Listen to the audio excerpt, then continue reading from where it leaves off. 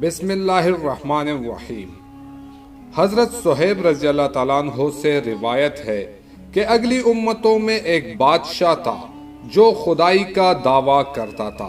اس کے یہاں ایک جادوگر تھا جو اپنے فن میں کمال رکھتا تھا۔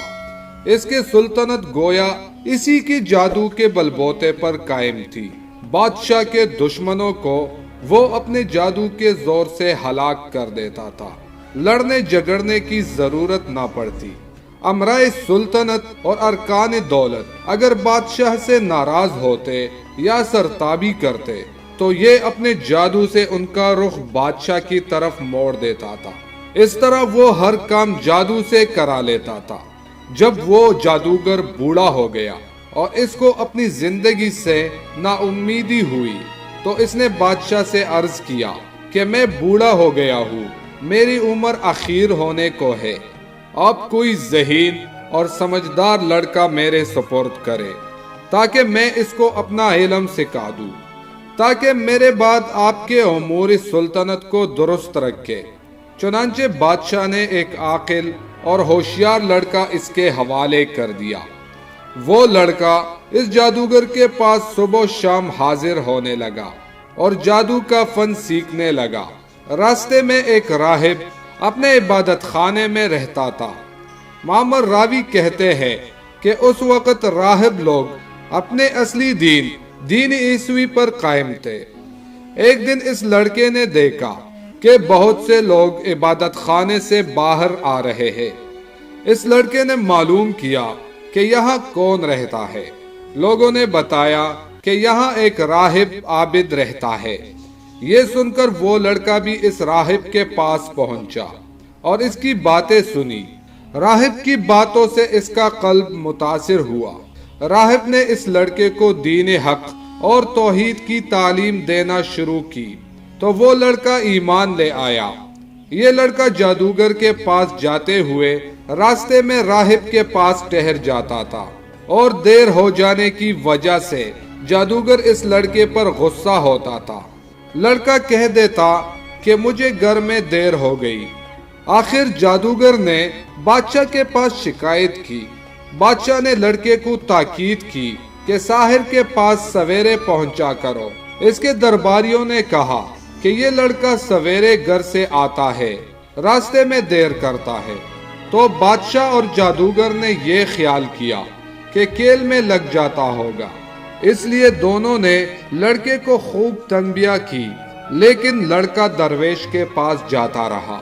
ایک دن یہ لڑکا راہب کے پاس سے بادشاہ کی طرف واپس ہو رہا تھا کہ کیا دیکھتا ہے کہ کسی مہلک جانور، شیر یا اژدہے نے راستہ روک رکھا ہے۔ لوگ ادھر ادھر دونوں طرف رکے کھڑے ہیں۔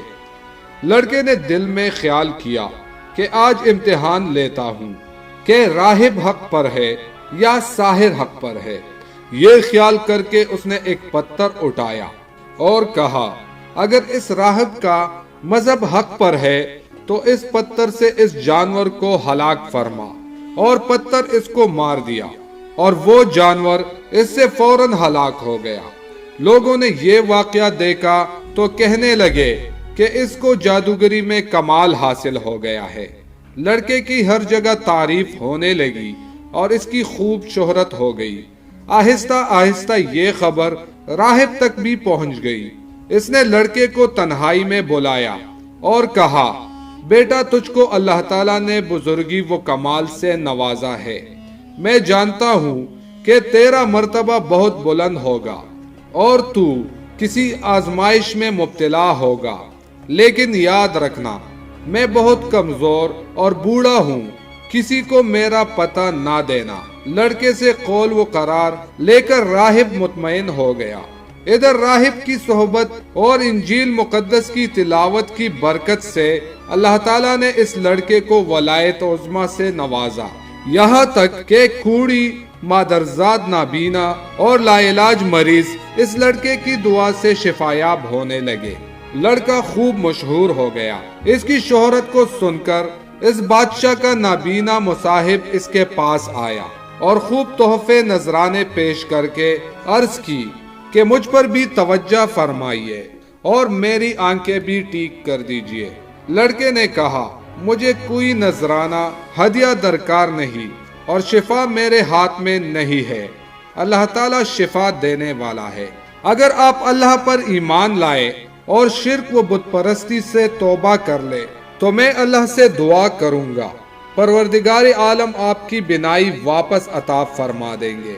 وہ اندھا اسی وقت مجلس میں ایمان لایا اور لڑکے نے دعا کی اور اس کی آنکھیں روشن ہو گئی۔ معمول کے مطابق جب یہ شخص بادشاہ کے مجلس میں حاضر ہوا تو بادشاہ کو اس کی بینائی پر تعجب ہوا۔ اس سے معلوم کیا کہ میری مملکت کے تمام معالج تیری آنکھ کے علاج سے عاجز ہو گئے تھے، آخر تجھ کو کس سے شفا حاصل ہوئی؟ مصاحب نے کہا کہ میرے پروردگار نے اپنی قدرت سے مجھے بینائی عطا فرمائی ہے۔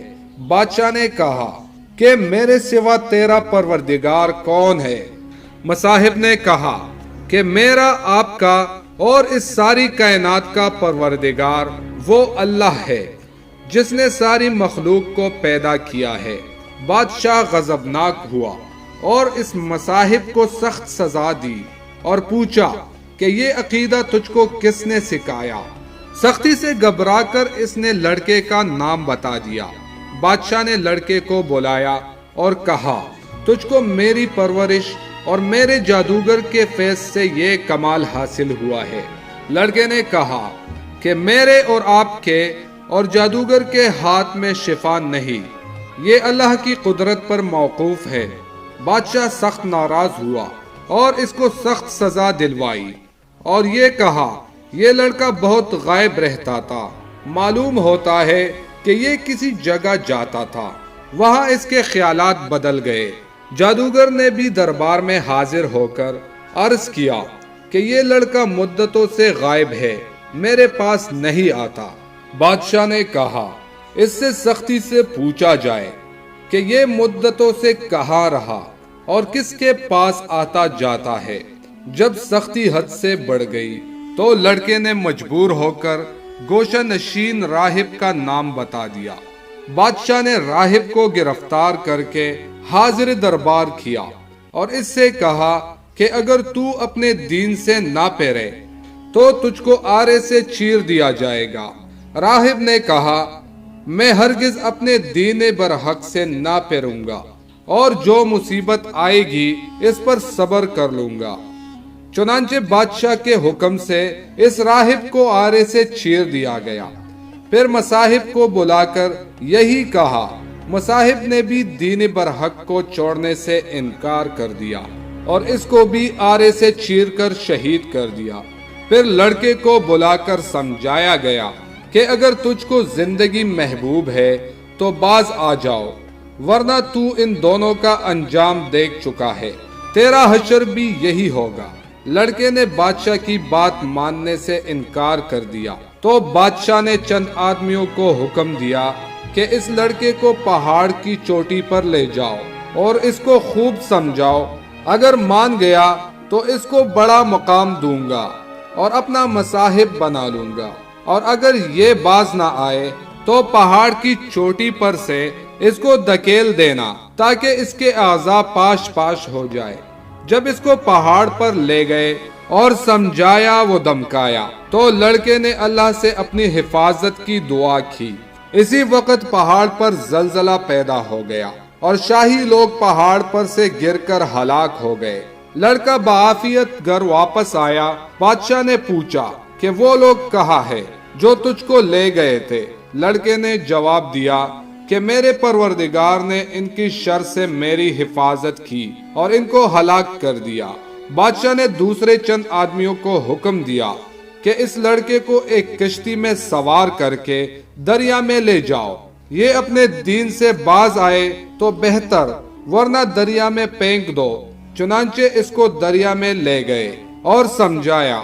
لڑکے نے پھر دعا کی تو کشتی الٹ گئی اور شاہی لوگ غرق ہو گئے اور لڑکا صحیح سالم واپس آ گیا۔ بادشاہ نے ماجرا پوچھا تو لڑکے نے پورا قصہ سنا دیا۔ اس لڑکے نے کہا، اے بادشاہ، تو مجھے مار نہیں سکتا، مگر ہاں تجھ کو میرا قتل ہی مقصود ہے تو اس کی تدبیر میں بتاتا ہوں، اگر وہ تدبیر اختیار کرے گا تو تو مجھ کو مار سکے گا۔ بادشاہ نے تدبیر پوچھی تو لڑکے نے کہا، اس شہر کے تمام لوگوں کو شہر سے باہر ایک میدان میں جمع کر لے اور مجھ کو سولی پر چڑھا کر ایک تیرکش سے نکال کر کلمہ بسم اللہ رب ھذا الغلام کہہ کر وہ تیر مجھے مارو تو میں مر جاؤں گا۔ بادشاہ نے یہی کیا تو تیر اس لڑکے کی کنپٹی پر لگا۔ اس لڑکے نے اپنا ہاتھ کنپٹی پر رکھ لیا اور یہ کہتا ہوا شہید ہو گیا کہ میں اپنے پروردگار کے نام پر شہید ہو کر کامیاب ہو گیا۔ اور اس واقعے کو دیکھنے پر تمام لوگوں نے بآواز بلند کہا، آمنا برب ھذا الغلام، آمنا برب ھذا الغلام۔ یہ سن کر بادشاہ کے درباریوں نے کہا، آپ نے ان تینوں کو ہلاک کر دیا ہے جو آپ کے مذہب کے خلاف تھے، مگر اب تو سب ہی لوگ آپ کے خلاف ہو گئے۔ یہ بات سن کر بادشاہ نہایت غضبناک ہوا اور شرمندگی سے چلا اٹھا اور خندقیں کھدوا کر اس میں آگ دہکانے کا حکم دیا۔ چنانچہ خندق میں آگ دہکائی گئی اور اس کے کنارے پر اعیان سلطنت کرسیاں بچھا کر بیٹھ گئے اور سب کو حاضر ہونے کا حکم دیا اور کارندوں سے کہا کہ سب سے معلوم کرو، جو اپنے دین سے نہ پھرے اس کو آگ میں ڈال دو۔ چنانچہ شاہی فرمان کے مطابق ایمان والوں کو آگ میں ڈالنا شروع کیا گیا، یہاں تک کہ ایک ایسی عورت کو بھی لایا گیا جس کی گود میں بچہ تھا۔ عورت کو جب آگ میں ڈالنے لگے تو وہ ہچکچائی۔ بادشاہ نے کہا کہ عورت کو رہنے دو، پہلے اس کے بچے کو آگ میں ڈال دو، شاید اس طرح وہ اپنے ایمان سے واپس ہو جائے۔ چنانچہ اس کے بچے کو آگ میں پھینک دیا گیا۔ بچے نے بآواز بلند کہا، اماں جی آپ صبر کرے اور بلا گھبراہٹ بسم اللہ پڑھ کر آگ میں کود پڑو، یہ آگ گل گلزار بن جائے گی۔ عورت یہ سن کر بغیر کسی گھبراہٹ کے آگ میں کود گئی اور وہ آگ ایسی بھڑکی، اس نے بادشاہ اور اس کے مصاحبین کو جو کہ کرسیوں پر بیٹھے مظلوموں کو جلنے کا تماشا دیکھ رہے تھے، سب کے سب کو جلا کر خاک کر دیا۔ حضرت ربیع بن انس رضی اللہ تعالیٰ عنہ فرماتے ہیں کہ اللہ تعالیٰ نے ان مسلمانوں کے آگ میں گرنے سے پہلے ہی ان کی روح قبض کر لی تھی، اس طرح ان کو اس آگ کی تکلیف سے اللہ نے محفوظ رکھا۔ محمد بن اسحاق رحمت اللہ علیہ نے اس واقعے کو بہت تفصیل سے ذکر کیا ہے اور اس لڑکے کا نام عبداللہ بن تامر بتایا ہے، اور یہ بھی لکھا ہے کہ یہ واقعہ یمن کے شہر نجران میں پیش آیا تھا، اور اس حادثے میں اس ظالم بادشاہ ذو النواس نے تقریباً 20,000 آدمیوں کو آگ میں ڈال کر شہید کیا تھا۔ اس بارے میں دوسرے بھی اقوال ہے۔ محمد اسحاق کی روایت میں یہ بھی ہے کہ یہ لڑکا عبداللہ بن تامر جس مقام پر مدفون تھا، حضرت عمر فاروق رضی اللہ تعالیٰ عنہ کے زمانہ خلافت میں اتفاق سے کسی صورت کے بنا پر وہ زمین کودی گئی، تو اس میں عبداللہ بن تامر کی لاش صحیح و سالم اس طرح برآمد ہوئی کہ وہ بیٹھے ہوئے تھے اور اس کا ہاتھ اپنی کنپٹی پر رکھا ہوا تھا۔ کسی دیکھنے والے نے ان کا ہاتھ جگہ سے ہٹایا تو خون جاری ہو گیا، پھر وہ ہاتھ اسی جگہ پر رکھ دیا تو خون بند ہو گیا۔ اس عبداللہ بن تامر کے ہاتھ میں ایک انگوٹھی تھی جس پر اللہ ربی کنندہ تھا۔ عامل یمن نے اس واقعے کی اطلاع فوراً حضرت عمر فاروق رضی اللہ تعالیٰ عنہ کو دی۔ حضرت عمر فاروق رضی اللہ تعالیٰ عنہ نے جواب میں لکھا کہ ان کو ان کی سابقہ حالت پر انگوٹھی سمیت دفن کرو۔ چنانچہ ایسا ہی کیا گیا۔ اس واقعے سے ہمیں یہ سبق ملتا ہے کہ ایمان پر جب استقامت کے ساتھ انسان ڈٹ جائے تو یقیناً اللہ کی مدد آتی ہے، لہٰذا وقتی آزمائشوں سے نہیں گھبرانا چاہیے بلکہ ایمانی استقامت کا مظاہرہ کرنا چاہیے، چاہے اس کے لیے جان ہی کیوں نہ دینی پڑے۔ اللہ تعالیٰ اس واقعے سے سبق حاصل کر کے ایمان پر استقامت سے قائم رہنے کی توفیق عطا فرمائے، آمین یا رب العالمین۔